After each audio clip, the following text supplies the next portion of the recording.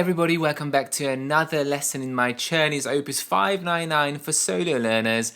In this video we're going to learn number 23. Don't forget to subscribe if you haven't already done so, and if you like what you see, give this video a thumbs up.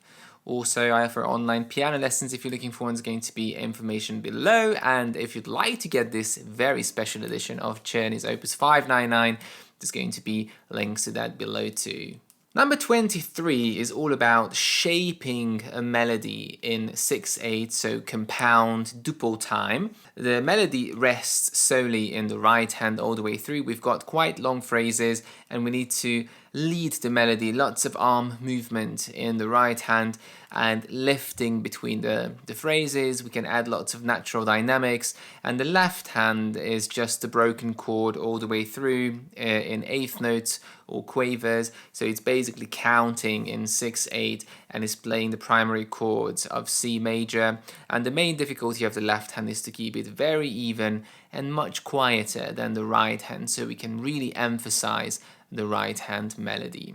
So let's start with the first section, which is until the repeat sign. Don't forget, when you count in 6/8, every eighth note gets one beat, but every quarter note is going to get two beats. Let's start with the left hand. It says legato, so every note should be connected without any breaks in between them.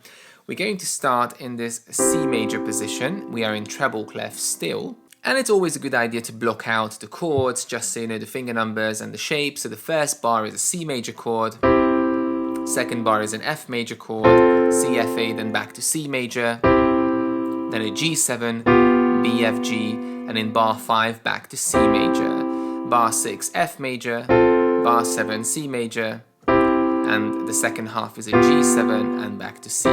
So blocking out just means you actually understand what chords you're playing before you add in the actual pattern. So when we play this pattern, again, rounded hand, rounded fingers, very soft wrist, and making sure the hand stays in this beautiful curved shape, and we just roll through these broken chords from the bottom to the top, making sure the hand is allowed to move with those notes, so we don't keep the hand in a stiff position. It's going to get very tiring and it's also going to become uneven. So what we want is a nice connected sound.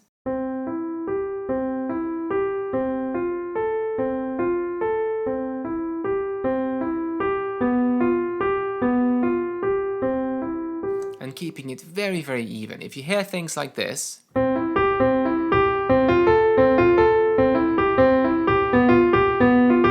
and it's very uneven, and also don't move your fingers too much. You can keep them very close to the keys and keeping it in this rounded shape and just really moving through the notes, but we don't need any big finger movements here. There's no need for that. It's going to slow you down and also going to add to unevenness. If you played very slowly, very expressively, you would need more finger movement, but in a very quick accompaniment pattern, we just keep the fingers close to the keys. So let's play through once again. C major, 1, 2, 3, 4, 5, 6. 1, 2, 3, 4, 5, 6. 1, 2, 3, 4, 5, 6. C2, 3, 4, 5, 6, F2, 3, 4, 5, 6, C2, 3, G2, 3, 1, 2, 3, 4, 5, 6. And then you have a repeat sign, so you have to do it twice before going on to bar 9. So very straightforward left hand, just watching out for evenness and a beautiful legato sound all the way through. The right hand is a lot more interesting since it has the melody. So as you can see, the first bar is one slur, and then next 3 bars are another slur. So we've got some shorter and some longer phrases. We need to connect all the notes within the slur and lift up when a new slur is starting. Now every time the melody is rising, you can do a crescendo, getting louder, and when the melody is falling, especially when you're ending a phrase, when the slur is ending, always round it off, make it a little bit quieter so it sounds more expressive.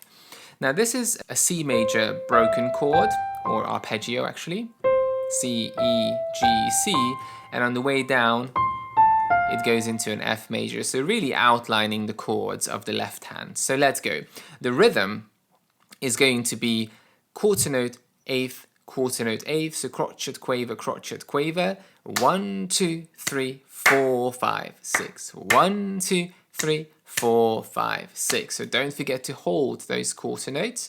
And also make sure the quarter notes are a little bit stronger and the eighth notes are a bit gentler, because the strong beats are the quarter notes and the eighth notes are on the weak beats. So starting here, 1, 2, 3, 4, 5, lift. 1, 2, 3, 4, 5, 6. 1, 2, 3, 4, 5, 6. 1, 2, 3, 4, 5, 6. Now the melody is fairly simple, mostly skips all the way through, but there's a lot of finger numbering going on here. So when we get up to the 5, we need to change to 4, then put 4 there, then 3, 2, 1, then 3, 2, and then change again on the repeated note. So a lot of finger number changes that you really have to pay attention to, and make sure whatever you choose, you stay consistent. The more you change finger numbers throughout your practice, the more confusing it's going to be. The one in the book works really well, but again, fingering is a suggestion. Second line, very similar but ending on a C. 1, 2, 3, 4, 5, 6. 1, 2, 3, 4, 5, 6. 1, 2, 3, 4, 5, 6. 1, 2, 3, 4, 5, 6. So rounding of the ending, and notice when I'm moving with the melody, my arm is moving with the melody. I'm not keeping a stiff hand and playing from the fingers. The entire arm is participating in this movement. Hands together. Concentrate on the right hand being louder, and also when the right hand is lifting, the left hand stays connected all the way through, and make sure you hold those quarter notes to a full 2 beats. 1, 2, 3, 4, 5, lift. 1, 2, 3, 4, 5, 6. 1, 2, 3, 4, 5, 6. Round off. Lift. 1, 2, 3, 4, 5, 6. 1, 2, 3, 4, 5, 6. 4, 5, 6. 1, 2, 3, 4, 5, 6. And that's the end of the first section. The second section has a bit of new material, 2 bars, and the last line is almost identical to the one we just played. So let's go from bar 9. We've got 2 bars, and then those 2 bars are repeated. Left hand is starting with a G major chord, B, D, G, back to C, B, D, G, back to C, bar 13, C major, staying in the C major, and now an inversion, G, C, E, G, B, F, G7 chord, and back to C. The right hand phrase starts number 2 under D, and again we have some finger substitutions here. 1, 2, 3, 4, 5, 6. 1, 2, 3, 4, 5, 6.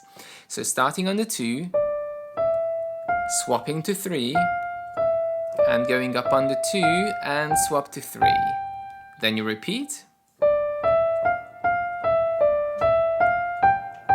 And the final line, 1, 2, 3, 4, 5, lift. 1, 2, 3, 4, 5, 6. 1, 2, 3, 4, 5, 6. 1, 2, 3, 4, 5, 6. A beautiful C major scale coming down. Hands together.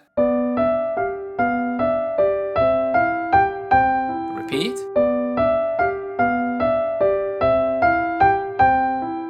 One, 2, 3, 4, 5, 6. 1, 2, 3, 4, 5, 6. 1, 2, 3, 4, 5. 1, 2, 3, 4, 5, 6. And that's it. So again, quite a lot of coordination going on between the 2 hands, but it's mostly about phrasing and really feeling the meter of 6/8. Where are the strong beats? Where are the weak beats? And tempo, again, what I played is kind of a good, comfortable medium speed. You can go much quicker, which is going to feel more like a 6/8 dance, but as always, start very slowly, and if you get to a good medium speed with beautiful phrasing and good articulation and very even tempo and speed, then you can try it a bit faster.